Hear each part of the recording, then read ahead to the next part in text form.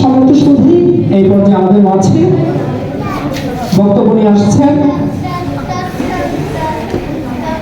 মধ্যবিন্দা সরকারি প্রাথমিক বিদ্যালয়ের সহকারী শিক্ষক এবং অত্র সংগঠনের মানব সম্পদ প্রধান জনাব মোহাম্মদ আলী ইয়াসিন স্যার।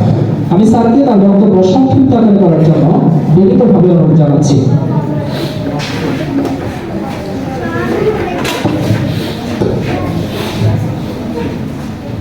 বিসমিল্লাহির রহমানির রহিম। অধ্যক্ষার সভার সম্মানিত সভাপতি এবং আজকের অনুষ্ঠানের প্রধান অতিথি, প্রধান আকর্ষণ জনাব মোহাম্মদ মনিরুল হক পাটোয়ারি, অধ্যক্ষ কাকুরতলা জনতা কলেজ হাজীগঞ্জ চাঁদপুর,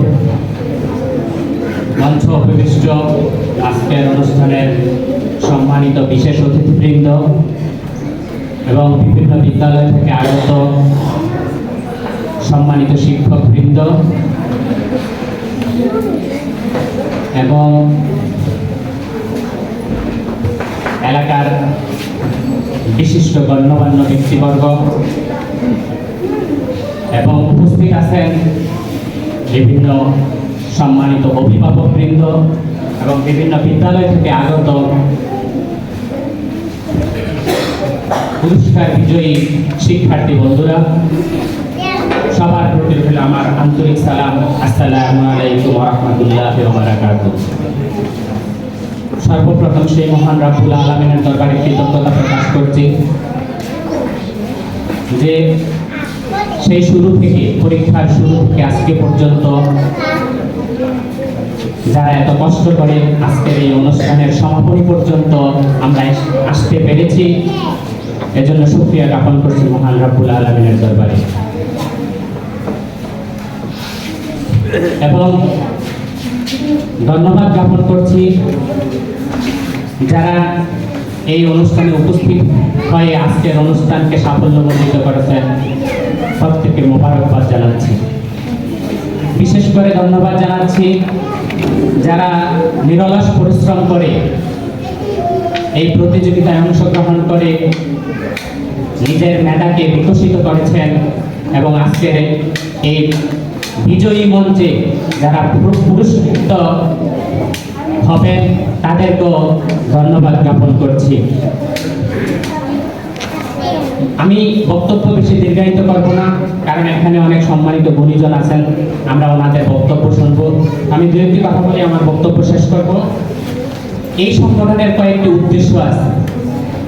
এই উদ্দেশ্যগুলো হলো শিক্ষা, স্বাস্থ্য, মানব উন্নয়ন এবং দারিদ্র মেহনতি মানুষের সেবা প্রদান।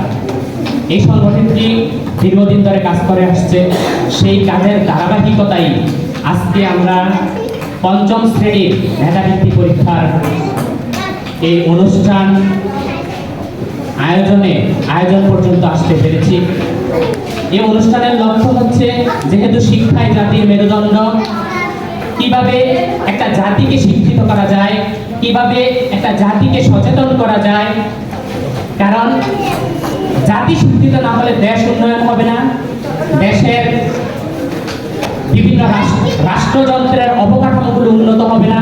তাই আমাদের জাতিকে শিক্ষিত করতে হলে জাতিকে একটা প্রতিযোগিতাশীল মনোভাব তৈরি করতে হবে, অভিভাবকদেরকে সচেতন করতে হবে। আর অভিভাবকদেরকে যদি আমরা সচেতন করতে পারি, তাহলেই আমাদের যে আগামী প্রজন্ম, বর্তমান প্রজন্ম, এই প্রজন্ম সচেতন হবে, তারা ভালো ক্যারিয়ার বিল্ড আপ করতে পারবে। এই জন্যই মূলত আমাদের এই অগ্রযাত্রা। এই অগ্রযাত্রার একটা অংশ হচ্ছে সমাজের বিভিন্ন স্তরে প্রত্যেকের মাঝে যারা আগামী প্রজন্ম, নতুন প্রজন্ম, তাদের মধ্যে একটা প্রতিযোগিতাশীল মনোভাব তৈরি করা। কারণ আমাদের মাঝে যদি প্রতিযোগিতা না আসে, তাহলে আমরা কিন্তু আমাদের জীবনকে উন্নত করতে পারবো না। তাই এই প্রতিযোগিতায় যারা অংশগ্রহণ করে বিজয়ী হয়েছেন,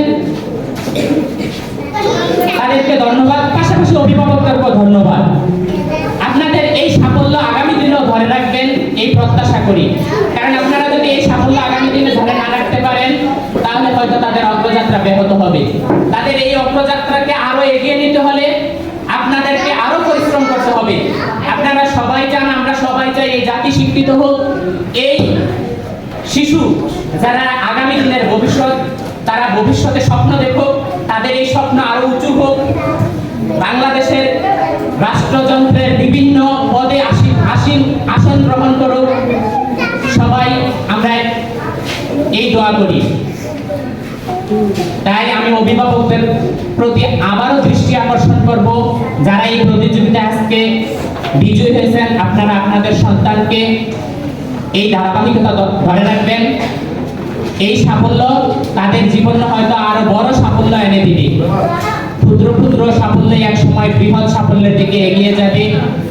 এই প্রত্যাশা ব্যক্ত করে অভিভাবকদেরকে আরো সচেতন হওয়ার পরামর্শ দিয়ে, পাশাপাশি আপনার আশেপাশে যারা আছে, বিশেষ করে যারা অভিভাবক, আপনার পাশের অভিভাবককেও যদি আপনি সচেতন করে তোলেন, তাইলে একটা পরিবেশ, একটা সমাজ, একটা পরিবার আরো এগিয়ে যাবে, সমাজ এগিয়ে যাবে, এলাকা এগিয়ে যাবে, রাষ্ট্র এগিয়ে যাবে। সবাইকে ধন্যবাদ জানিয়ে আমি আমার বক্তব্য শেষ করছি। আসসালামু আলাইকুম।